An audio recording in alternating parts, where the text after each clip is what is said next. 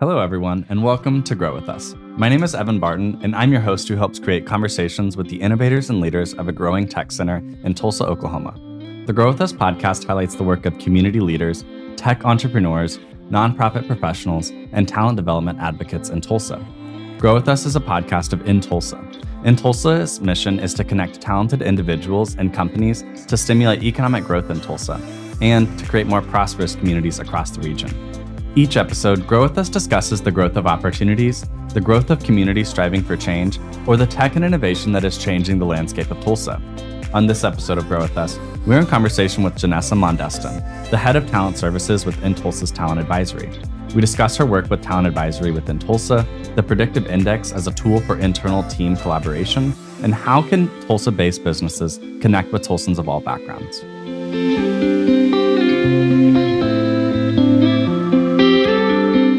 Welcome to Grow With Us, Janessa. Thank you so much for being here. I'm really excited to have you on the podcast. Thank you so much for inviting me. Glad to be here. This is great. I really am excited for our conversation. Every conversation that I've had with you has been personally delightful, insightful, and I think I've always thought about it afterwards. And I think that that's a good thing. Thank you. I appreciate that's a huge compliment. Thanks for that. Absolutely. And I have no doubt that this will be any different. So, and maybe for our audience as well. So go ahead and tell us your story in whatever way you feel comfortable.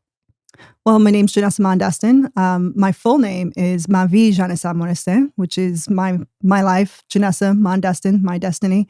Family is immigrants from, Haiti and Cuba. Was born and raised in New York City and traveled all the way over to Tulsa, Oklahoma, sight unseen in 2021 during the pandemic. So this journey from New York City to Tulsa, Oklahoma just feels like it's coming back full circle with everything that dealt with growing up, as well as doing in my work life, personal life. It just comes to a huge culmination here in Tulsa, Oklahoma, and I'm so happy to be here. That's awesome. I love that story of just like having, quite a few years in a big city, bustling city, so much speed. What do you think about like the difference in how fast New York is versus Tulsa? For the last 10 years, I was trying to get out of New York City, believe it or not. It was just before the pandemic was like, this is getting the expense of it, the rat race, which we know of in New York City, the hustle and bustle.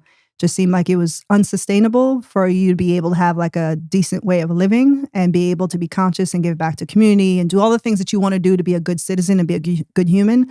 Couldn't sustain that living in New York City. So I like to tell people the snapshot of like 2019, December 2019, had a full-time job. I had a 30-hour like HR consulting job and then HR consulting company, and then also had 3 yoga studios just to sustain living in New York City. And so when the pandemic hit, it was just like, this is my way out. Yeah. Like if I don't get out now, I'm never going to get out. That's so interesting. So we were in New York City at the same time in the summer of 2019. Yeah. I was interning at the College Board and living in Brooklyn Heights. I think the intern experience in New York is very different from the lived experience or the living in and sustaining and full-time job type of thing. But I look back on my experience there pretty fondly. But it is, like you said, all those things, a little unsustainable with the lifestyle, all that. But, everything I love is there, apparently. That's true. That means it's good to visit, but not necessarily to stay and live in. Yeah. Absolutely. Well, I'm so glad that you're here in Tulsa. We've had the privilege and blessing of having you in Tulsa for 2 years now. So how has your relationship with Tulsa changed in the 2 years you've been here? Oh, man. I feel like I have an opportunity to contribute as a whole person here. And no longer as just the person who lived in Upper West Side, who was from immigrant families, or who spoke multiple languages. It's like you can be a little bit of all of that here in Tulsa, and it can still be accepted and rewarded at the same time. Of like, we want to hear your story because you come from a different way of life than what other people might be used to, and you have an opportunity to contribute. So one really important part of my life is being able to give back to the community that I'm living in and see change and see impact. That's really important there for me too as a citizen. And I think living in New York City, you can continue giving and trying to, move the needle forward. And you're like, what? I haven't seen anything move forward. Yeah. And so here it's easier to see change actually happen. That's a really interesting perspective. I think I realized that as well. Like in leaving here, ironically enough, like, it is harder to make that change elsewhere. Even so, my undergraduate experience was in New Hampshire, which is like a very, I guess I would just call it neoliberal in a lot of ways, where it felt like everyone had the right ideas, but then when the right ideas came to the decision table, there wasn't a lot of decision being made equitably, at all towards like the progress of recognizing our identities and recognizing that we've been oppressed in multiple ways. And I was a part of an indigenous community there, and we were like the only group that was like, y'all see this, right? Right. Y'all know that they're crazy. We're all crazy, but like we at least have each other's backs as a community of like-minded and similar experienced folks. So that was a really interesting experience to then have not here. And then when I've moved back to Tulsa, it's been really, I feel so similar to you. And like, I am able to be, a queer person that makes, that affects change here. I'm able to be a queer person in my office and in my personal life. I'm able to be an indigenous person and I'm able to hold all my identities in whatever space I enter. And that's really powerful for me. Right. Yeah, absolutely. And so you can show up here as your whole self. Yeah. And that's good too. And that's exactly what should be needed more so in the society. I think other times in New York City, you had to show up as one or the other. And there was a lot of outcasting because you chose one side or the other. Yeah. I think most people who meet me, they'll see me as just another Black woman, but to have like an Afro-Latino background, coming from a culture of like Haiti, like my mom's Haitian, my dad's Cuban, and they within themselves have their own differences. Yeah. And then growing up in a time where, of course, this is like the 50-year anniversary of hip hop, growing up during that age of hip hop. Yeah. Growing up Muslim was another aspect of it. And a lot of other people were like, we don't know anyone who is actually Muslim unless you're like Nation of Islam. And I'm like, I'm actually just Sunni Muslim. And so it was always trying to figure out what side do I live on and compartmentalizing myself depending on who's in the room. And here I'm just all of it and unapologetic about that. Yeah, I like not having to check any identities at the door. You know, I'm walking in as my full self. That's so important to me in so many things. I wish that I don't know how to describe this feeling, but I want to create that for everyone. Yeah. I mean, I know how to describe that, but I don't know how to necessarily give people the taste of that because I've had it in, I feel privileged to have it in some small ways and some meaningful ways, like in some of the groups that I'm a part of, even at work sometimes as well. But like I have people in my life that just don't, that have never had that same experience as me. And I'm like, how do I can't do it at home. Like, I guess my example is like my family.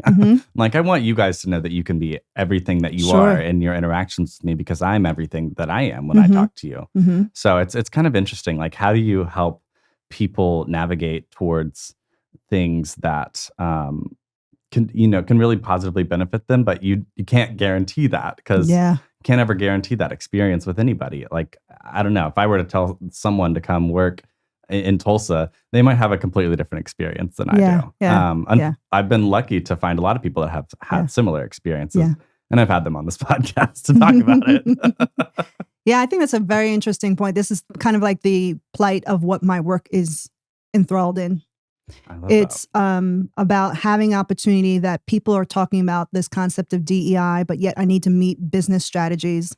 And the fact that these two things can marry one another and still live coexisting in the same space is incredibly important for me. Yeah. And that you feel open to be yourself at work means authenticity is open to everyone who's at work. And the foundation of every organization is going to be based on equity so that inclusivity can live and then diversity will come through the door. It's a little bit of an equation there. Yeah. And so hearing your stories, I mean, it's so many ways and facets and frameworks to make that happen. But the first thing we say is like, if your company's value is that you do value inclusivity and diversity, we start to ask the harder questions in my division of how does that show up? Yeah. And what mechanisms do you have in place to ensure that there's stability in the decisions that you're making that's equitable for all? And when we talk about like talent advisory services, some people like to think it's only recruiting, but it's bigger than recruiting because I want every single candidate that's walking through the door meeting you feels the same exact experience that you're talking about right now. And then how does that live once the candidate becomes an employee? And does that also exist there in the organization? What's the cultural kind of like texture of an organization. Some people think culture is just what we put on paper on a website. I want to see lived experiences of how your culture lived out in day to day from a wide variety of different employees that are in the organization. Me coming from an HR background, these are the things that I would look at when I'm reading exit interviews. And if we have people who are exiting an organization that are saying, well, here's the real scoop. Yeah, right? here's the tea. Or on Glassdoor, when people put reviews, I actually have to take that information and then report back to the higher ups in the organization and say, hey, this experience. There's this experience, and there's a common thread here. And if this is important to you, then you'll need to be able to find the root cause of it. So we do talent and culture audits, and then turn around and find out, like, what can we do to ensure that that's the last person walking out the door with that type of sentiment. Yeah, no, that's so important. And I think that we've seen, or hopefully we've seen, the rise and fall of people that don't listen to those things. You know, like businesses, I would assume to say that businesses fail if they continue to not recognize those sentiments of employees. And I think we've seen just in, I don't know, just the business world that I'm accustomed to. I think there's been a lot of conversation about how, like, diversity and inclusion and equity are actually the businesses that succeed. Yeah. If that is a part of your culture and a part of the way you approach the work and a part of the way you share the work, sure. There is a higher percentage of success, whatever you define as success, applied to those companies that have those values. And so how do you, and I like that you're talking about it holistically from the first candidate interview, from your first introduction to to whoever's going to work at the company, to all the way when it's time for them, to hopefully amicably leave the company and their next step. But let's use this as a great little segue into kind of your work at inTulsa, because I'd love to talk a little bit more about it. And so go ahead and tell us what your current role is and how it's kind of changed over the year. Yeah, I'm the Director of Talent Strategy for a division called Talent Advisory Services. I like to tell people that I'm the head of talent strategy at inTulsa. I look at different companies that do business with inTulsa and see where they align in terms of what their business strategy is with their talent strategy. So sure, you want to hire more people for a very specific skill set. I'm going to talk through, like, is diversity something that is an issue at the organization? Is inclusivity like an issue at the organization? What's the level? What's the skill sets? What's the succession planning? Can you ascertain that someone will be successful past 90 days? Yeah. And career plan. So we start off with the concept of the first time a candidate meets you is at the job description. So if I see a job description posted on LinkedIn or Indeed, the first thing I'm going to do is go look up the company and see whether or not the company is saying what it says in the job description. We are so great. We are so this. I want to see it on the website. And then the next thing I'm going to do as a candidate, so I'm walking through businesses as if I was a candidate, and say, well, I'm going to go back on LinkedIn and find all the people that work for your company, and I'm going to ask them out for coffee. And I'm going to see whether or not what you say is actually true or not. Yeah. And because this takes a little bit more effort in the candidate, we have a labor market currently there where people are like, I want the next place for me to be at, for me to authentically be myself at. Yeah. And if that can't live out with people who are existing in these roles, then I'm not sure you're going to value me when I come through the door. And so we've met candidates who are saying, I would rather continue working part-time at Starbucks or working in the overnight shifts at Target than compromise my values, my personal values of what I see at work. And so this makes it harder for organizations to find the best candidate. And the number one thing that we do at inTulsa, particularly my division, is I came on board because there was this concept of there's no talent in Tulsa. And I was like, are you kidding me? I've met so many talented people in Tulsa. Yeah. And they're like, no, we usually have to count on relocators to fill up the roles, the high growth roles that we want to be able to fill.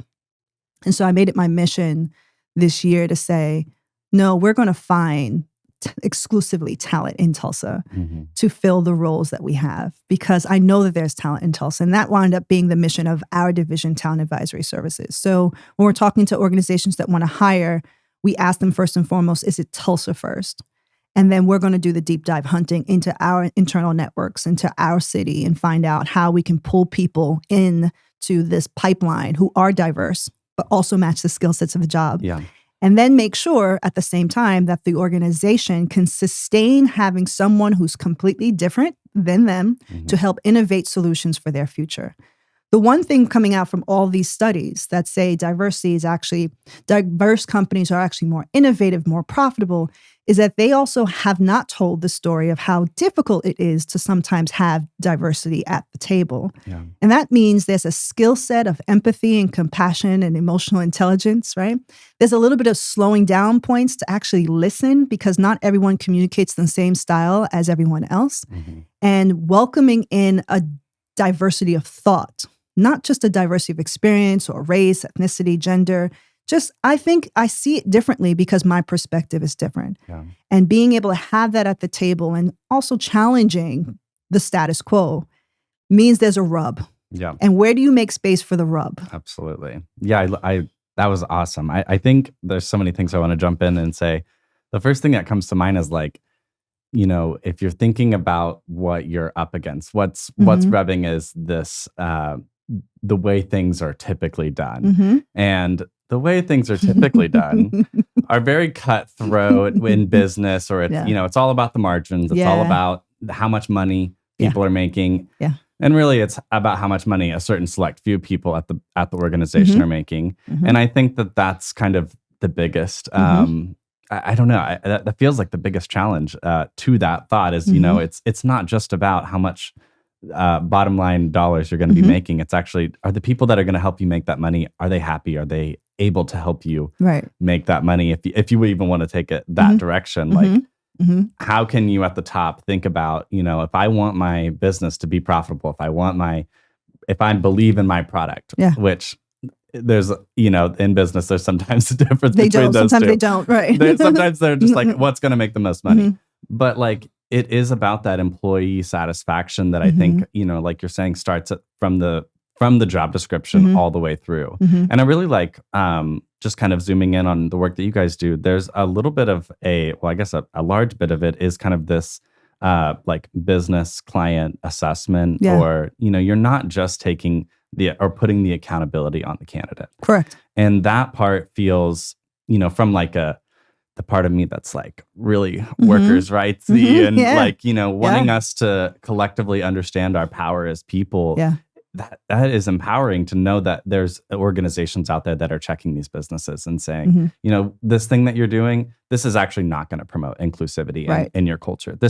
This is why a person with this background is not going to survive and thrive, and they'll probably be out the door in 90 days if you're not thinking about a different way of approaching, their personal growth, their professional growth. All of that stuff is so important to me, and so it's so exciting to know that work's happening. Yeah, and on top of that, we also do the same type of work for those who are already employees. So the other fashion of our business is that we do compensation analysis. So I want to be able to get a download. So someone will come to me and say, I'm thinking about hiring in the next quarter, but I'm not sure if this job or this role would actually be redundant, or is this a new innovative role? And so we go in and we do skills analysis to find out whether or not this is redundant. Do you really need the job? But then more importantly, when they say, we don't have anyone here currently who can do that job. I say, well, is it because they haven't been challenged to do the job, or they're currently not paid to do the job? So can we do a compensation analysis across the organization and make sure that people internally are already being paid fairly? We create comp bands. We create compensation philosophies so that people know where they should be. So it's a bit of this pay transparency project that's really just sprung out of nowhere in the middle of the pandemic. People were saying, especially with organizations like Buffer, who are we're going to post everything that we get paid, every salary band online. And it pushed the charge that now salaries should be posted on job descriptions. And then online vehicles where people would find jobs also said, well, you're not going to get the market share on the algorithm if you don't post salaries on job descriptions. So this push for the worker is coming in pretty hard. But the pushback also is what's happening in the market currently, where they're like, we can't stand this DEI stuff. This is killing our capital. This is killing our bottom line. And because they're thinking short-sighted on that. Oh my gosh. Yeah. We could have a whole episode on, where we're at in the United States and their approach to DEI. I mean, we're currently facing I think it's absolutely fair to talk about this, but we're currently facing, this major challenge, political challenge to the infrastructure of the Tulsa Public Schools, which is my home school district. Mm-hmm. I have pride in where I went to high school and where I went to elementary, middle, and high school. And, the reasons for why the reasons for why this challenge is happening is just so short-sighted is the nicest way to say it. Yeah, it is. I'm trying to be diplomatic. I want to so not be. Because it really boils my blood in so many ways. Like, just some of the things that I've heard, and I do need to be a little bit more educated on, what actually is being challenged. What are the truths out there? There's so much. I feel like a broken record saying this because I feel like I hear it every day, but there is so much misinformation out there. How do you find truth? What's the truth in anything? But for me, I know what my truth is as I can, evaluate it with the truth that I also find value in. What are my values? That all of that's connected. And when we're talking about DEI, I think I know that my values align very, very clearly to diversity, equity, and inclusion being something that is a part of my personal life. It's part of my professional life. There's no part of my life that is exclusive from that. That's right. And I think that That's right. If you go back to your whole life, you're not going to sit here and say, DEI never affected me when I was 5 years old, when I was, 15. There's no point in your life where you're not affected by, the diversity of thought, the inclusion of others, and the equity that might have happened for your specific group of folks that you belong to, but you can also comparatively observe that it's not happening for everybody. So true. Well, it ties back to like even in the business strategy of people will put this as a beautiful statement on their website.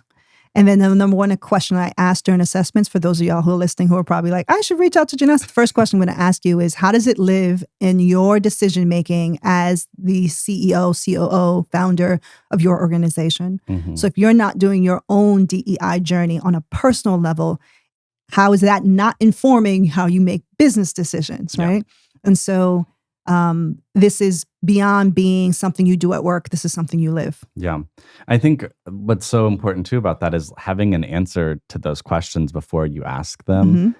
Because like you said, you're making those decisions regardless of if you have an answer for them. So it's so interesting. Let's kind of pivot a little bit into something you were talking about that you provide to businesses and also as like an internal resource for folks is the Predictive Index. So at our last team retreat, you helped introduce our team to this. And I'm really excited to talk about it. Our team on the Campus Tulsa side has already kind of dived deep into it. But go ahead and give us a little brief overview of it. Sure. Predictive Index, very similar to there's a bevy of different style of personality-based assessments out there in the market. But the one that has been pretty much tethered to hiring and performance efficiency of teams has been Predictive Index. And the reason why we selected Predictive Index to partner with is because it is incredibly simplistic to take. It doesn't feel like it's shaming you at any point. It gives you a really good opportunity to look at what your core behaviors are, what you will always show up as, and then also look at how you are receiving your current state of work at this time and how much you are out of alignment or in alignment with your core beliefs about who you are and how you show up at work. And with being able to assess those two different things, a self-assessment, how I'm always going to show up, and then a self-concept assessment where you're going to say, hey, based on what I feel work looks like, based on my lived experience, what work looks like, more specifically, my current job, where I'm at right now, where am I stretching outside of the bounds of where I need to be? In that scenario, for those who are familiar with it, I came out as a strategist, and I'm someone who is incredibly independent. Doesn't mean I'm not social. It just means that I like to think on the projects on my own. I don't necessarily need to ask a million people for their advice about it or their opinion about it. I need to suss through it. It's like a puzzle for me. And I want to solve that puzzle first before actually going in and saying, okay, here's what I came up with, right? I don't need crowdsourcing for solution making, right? Yeah. That's just the way that I work. And then I'm also incredibly direct in the way that I'm able to deliver things. Some folks like to be a little bit more diplomatic or feel like they've got to add what I call some fluff to it to make it soft, right? And I'm not necessarily that type of person. I like to drive change in my organizations. I also like to feel like my organizations that I'm partnering with is about driving change. Yeah.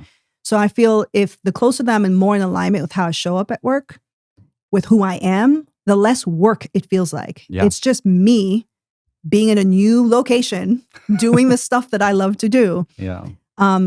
If we can get more people in a place that they are calling work to feel like something that is just an extension of themselves, more likely the organization will be profitable, cohesive, and solvent. But I think that's what everyone wants. Yeah, right? I think that the concept of work has been, I think called into question quite a bit with the rise of remote work and, all of these, the workers' rights that's going on, not only in Hollywood, but in honestly every industry. Right.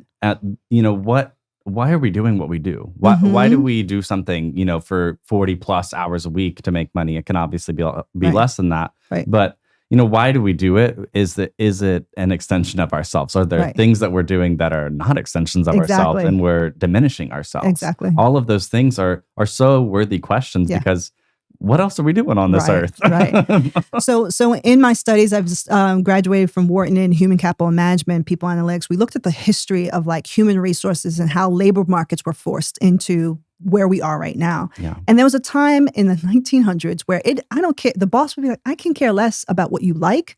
I need someone to move this widget or put that nail in that steel iron. Like I just need you to do that 500 times a day. 500 times a day, right? So we change from this perspective of employer matters the most to employee and employer need to find a compromise to now we're like, if you want me to be my best self at work, you have to understand what self means for me and how it aligns in the bigger strategy of look, I don't think people are upset about, some people are upset about the wages issues and the pay gap issues. But if I can show up every day and get paid what I'm valued to be paid at, I'm happy with that. I don't need to get a COO salary. I just want to be paid fairly for the work and the contributions that I bring to the table. Yeah.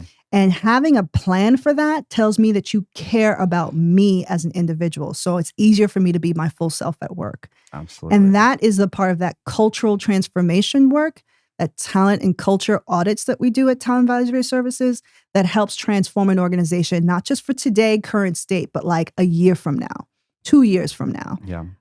Knowing that you have the right people in the right seats is not good enough. It's knowing that you also can provide them with the right resources, the right education, the right mentorship, the right sponsorship, the right opportunities, and at the right pay.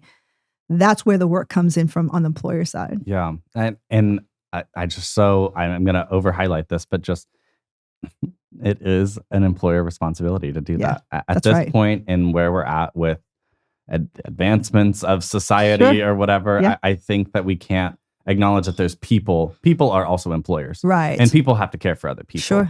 Sure. I don't know. And people power your business. Yes. So you'll need to put people first. Absolutely. I'll share a little bit about my predictive indexed results. I'm what they classify as a promoter. And a promoter is a casual, uninhibited, and persuasive extrovert with a tendency for informality. Come on. What are we doing here? Come on.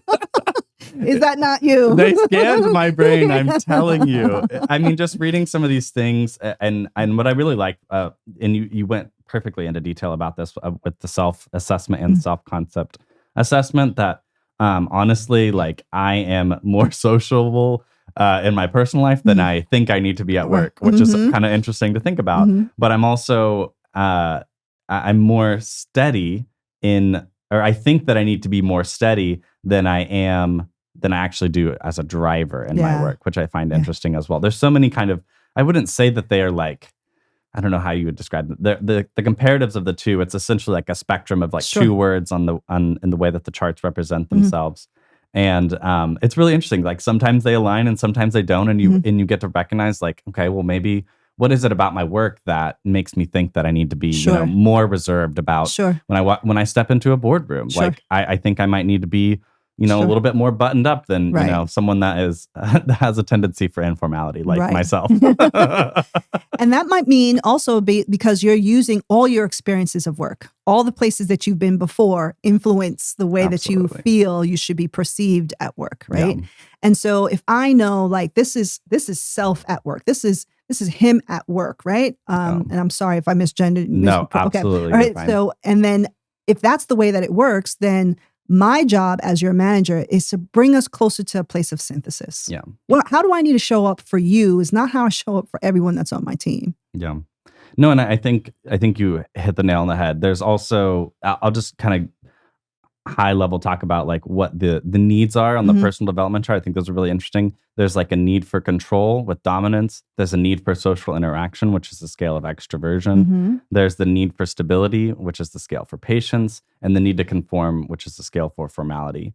And I just thinking about these concepts, within the context of work, I find it really interesting because in a lot of ways, I hate to be that person that's like, I love HR, but HR, like challenging us to think about this in the way that you approach work is really meaningful because like I said, you don't show up to work for 40 hours plus, or even less than that or whatever. You don't show up to anywhere without thinking about these things. That's right. Where is my locus of control? How much do I need control? Do I also get something from interacting with people, or am I just going to show up and get what I get regardless of if it's from another person? And then, stability. That's something that I think we all have. Everyone evaluates their need for stability in some ways.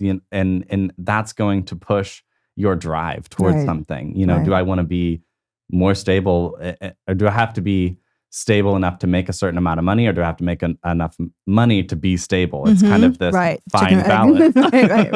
Right. Yeah. But I really, if anyone's interested in learning more about the Predictive Index, I think it's a really awesome tool. Janessa probably has amazing resources to share. Absolutely. And then the other deep dive is looking at it from a team aspect. And that's what you were talking about on Friday. It's like, is your team adapting? Is your team flexible? Like, where might you be, if you're thinking about adding an additional person to your team, how does adding that person, that candidate, change the dynamics of the organization? So you can't keep having the same types of personalities. Yeah. You have a 15-person team and everyone's a persuader. Who's going to do a lot of talking? You know what I mean? But then where's the results and where's the drive and where's the who's doing the SOPs? Like you need a well-balanced group of people who will be able to do a little bit of all the work so that the entire flywheel can continue shifting forward. Yeah, that's a really great point. And it was really insightful for our team to do it. It was between my supervisor and our program director. And, my program director and I actually have the same, we're both promoters. Brooke and I are both promoters. And it's funny, just like in the way that we approach work, we already see those similarities and kind of to evaluate that with, a captain, right? How do we both get led or how does he drive the boat? Yeah. It's, using the metaphor. Yeah. It's really interesting. And so we have one more person on our team that I need to go check on what Brooke Smart's up to. But I think this conversation kind of also provides us with a leaping off point and something that I honestly would really love to just pick your brain about, what are some things that, just because you're a very insightful person, like I mentioned, I love our conversations. What are some of the things that you do in Tulsa, in the community, either in Tulsa, I guess, or nationally? How are you involved in these organizations? What do you see your role as, maybe even as a strategist? I know that's mostly in work, but how do you see that show up in other things that you're involved in? I'm there for all of the things. I'm a strategist in almost all the things. I am one of the co-founders for Tulsa Women for Good. So we're a philanthropic organization based of only women, and we provide our own kind of crowdsourcing so that we can give funds to organizations that matter in terms of like women and children's services. You also attended back in March when we were celebrating Women's, what I call Empowerment Month. Yes. We were able to donate about $6,000 to Resonance Center of Tulsa. That's something that I'm incredibly proud of because this is just everyday women collaborating and networking and having tons of coffee and talking about what's the state of this particular gender and how we affect other people in Tulsa specifically, and what's important to be able to have more equity for organizations. I'm also a proud board member of Lindsay House, which is the transitional center of Tulsa. And we give second chances to women who have been going through a tough time in life and made decisions, and they deserve to come back and be stabilized. And so it's a year-long program that they live in like a home, and they find a way to be more financially solvent. They find ways to build better communities or different styles of communities. They learn even just like how to take care of a home so that at the time of graduation, they can get their own home, whether it's an apartment or a home or a house, and they're able to sustain themselves and their families. And then I'm part of Queens Village Tulsa, another women's-based organization. Yes, women. Which is about creating safe spaces for Black women. And so as you can tell, I have a lot of like opportunities and values around being able to assist people who are traditionally left out of the conversations at the very, very top of like the boardrooms, the glass ceilings. Mm-hmm. I recently also joined Junior League of Tulsa, where I get to meet more what I call badasses in Tulsa of like, where are they moving and shifting and shaking? And the reason why I do that is because if we can continue collaborating and networking, then we can create opportunities for people who aren't identified as women, and see, again, in my work of how to strategize, bringing everyone included in that conversation and move everyone further along. Yeah. Oh, that's amazing. I love hearing about that. And honestly, I really enjoyed attending the women's empowerment brunch that you guys had. That was so awesome. It is just, it's really inspiring to know that you can take your identities and hold multiple identities. Mm-hmm. And there's actually lots of organizations focused on, I don't know if I would say like, I guess I would say the betterment of that identity in, work, life, mm-hmm. Professional, personal, all of these things. We can all band around something, mm-hmm. whether it's our gender, sexual orientation, our cultural background, our racial background. Yeah. And that is a way that we can empower each other. For sure. And I love to know that that's something that you take personal pride in and you definitely affect change in those organizations. Absolutely. And still being able to say, like, I hold space for people who don't identify as that in those same rooms. Absolutely. Mm-hmm. And that's, I think the key point in that is, when these were built, when these institutions were built, that same consideration was not given. Correct. So we're approaching it from a different perspective. Mm-hmm. And I guess I'll include myself in that. Mm-hmm. We are doing that, and everyone is doing it in their own way. That's right. So that's right. So last thing, I kind of want to see what your thoughts are on this, and I'm really mm-hmm. excited to hear what your thoughts are. Just kind of taking a step back from, the organizations, the people, into kind of like the systems, and then also like where we're at in mm-hmm. geography and in Tulsa. Mm-hmm. What are your personal thoughts on kind of how Tulsa clicks up from like either an economic development strategy, maybe mm-hmm. even a cultural strategy, a mm-hmm. community? Something that we focus a lot on with this podcast is, is there tech and innovation, community, culture, and also people and talent strategy? What is the next thing?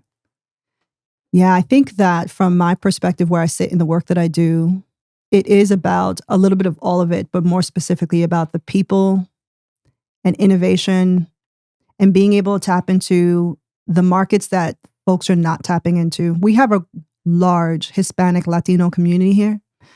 And they are also known nationally as the fastest growing entrepreneurial group, small business owners. We also have very tried and true, a very welcoming city of multiracial, multi-ethnic families. Yeah. And too often Tulsa gets stuck in this narrative, Black versus white. Yeah. It's unfortunate. I don't come from a city that's only Black versus white. Yeah. I come from like the melting pot of New York City. Mm-hmm. And so being able to be in all these different neighborhoods at any given time during the weekend is what makes Tulsa, to me, incredibly rich. Rich and robust in being able to share our cultural experiences. But unfortunately, when I walk into buildings where there are major offices and major, you know all the name brands of companies that are out here that are driving the economy here. It's not the same level of diversity and inclusivity. Yeah. So I challenge people who are in the opportunities to make decisions about hiring to think outside the box about who you think you want to hire for this organization. or for this particular role? And does the skill set need to look like what you know of because you graduate from OU or OSU, or maybe you're one of the elitists from the coast and you're like, I went to Stanford, I went to NYU, and it doesn't have to look like that. The question is, can they grow here, right? Concept of the podcast, grow with us, right? Can they grow here? And that means I'm tethered to that outcome. Yeah. I have a role in that outcome of growing that individual at the company, regardless of what they look like. Yeah. And I'm proud of the fact that we have so much diversity in the city. I wish it was the same kind of diversity that we are able to see in the organizations that I walk into. I'm one of those few people who will say, show me your location. I want to show me what you do. I need to see it, right? I want to be able to like know faces and names and not just look at an org chart and say, okay, I can figure this out. Or look at a website and just say, oh, and then be able to look at it and say, okay, well, what are you doing in East Tulsa? How are you pulling people from East Tulsa? How are you pulling people from North Tulsa? How are you pulling people from the emergent immigrant community that's here? Immigrant communities that's already here, not just the ones who want to relocate here, right? Or are part of a relocation program. And how can we think outside the box? Because they're looking for work. They're looking for opportunities. You have an opportunity. What's holding us back? Absolutely. And technology is going to be that place where we can meet each other at. And so we need to look at tech-enabled ways of being able to make better connections in the city. Oh, that was so good. And I absolutely agree. I think that organizations in any group, I take organizations, nonprofit, for-profit, anyone that's looking to affect change in the city and in any city, you have to consider where you're at. You have to consider the populations of people that where you're at. You know, for me growing up here, I think I've shared the sentiment on the podcast before, but the way that, you know, you can culturally understand what's going on in Tulsa is directionally that belongs to a different racial or ethnic group. North Tulsa is predominantly Black and African American. East Tulsa has a large Hispanic population and Latinx.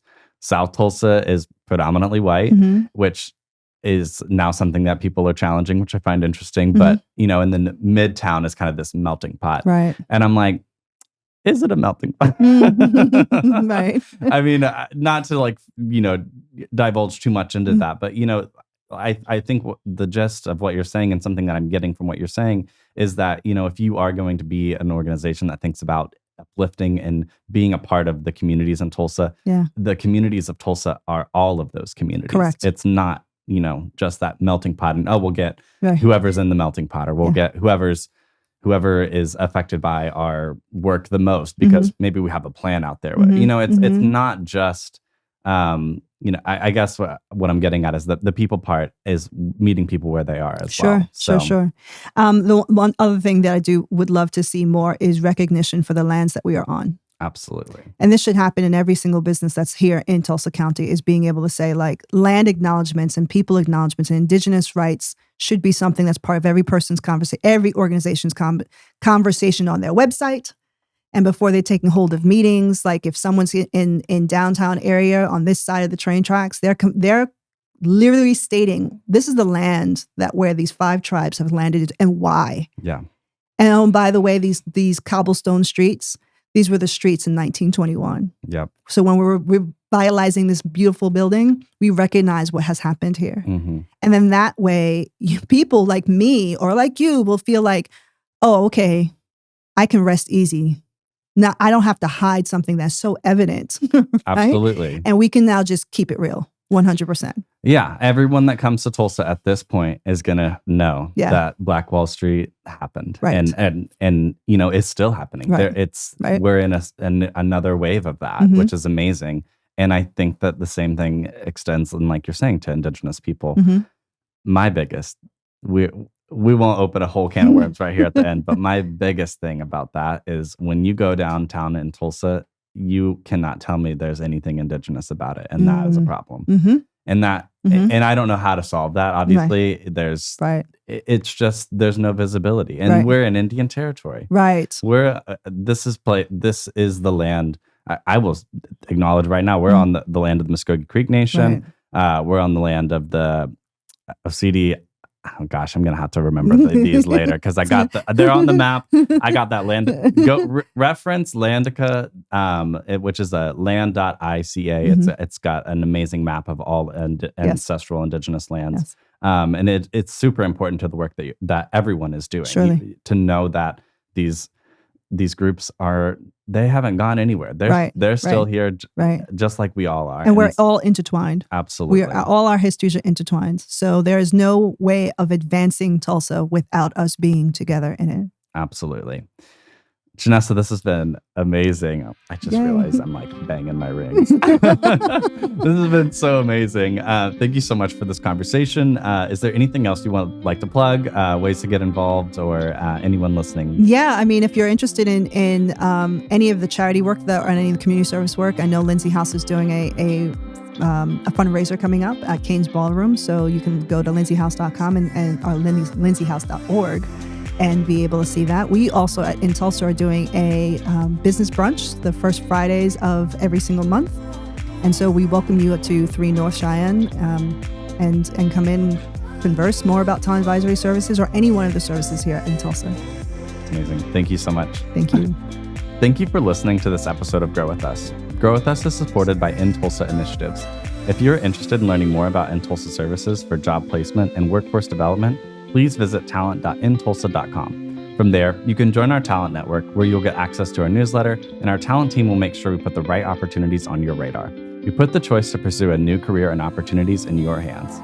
Be sure to subscribe on Apple Podcasts and Spotify to be notified when more episodes of Grow With Us are released. Let us know what you think about how we're doing by rating and reviewing. It really helps. Grow With Us is edited and engineered by Rant9 Productions and Jesse Ulrich.